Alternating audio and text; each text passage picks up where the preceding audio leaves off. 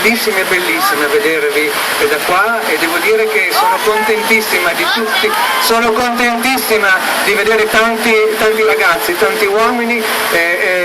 E niente, prima ho detto, per chi non ha sentito, che sono molto emozionata ed era bellissimo vedervi da qua sopra, è bellissimo anche pensare che in tantissime altre parti del mondo abbiano fatto la stessa cosa.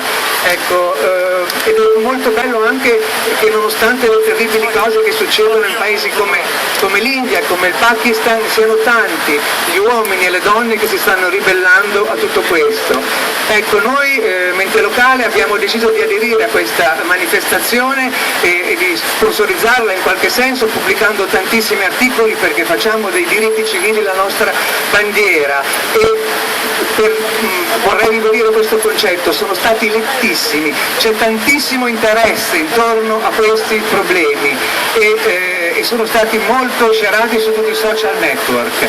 Io voglio solo dire ancora una cosa: dedicherei questa giornata alla 14enne Malala, che è stata, e sono molto emozionato nel dirla, a cui hanno sparato perché voleva ribadire il suo diritto allo studio. Speriamo che le diano il premio Nobel per la pace.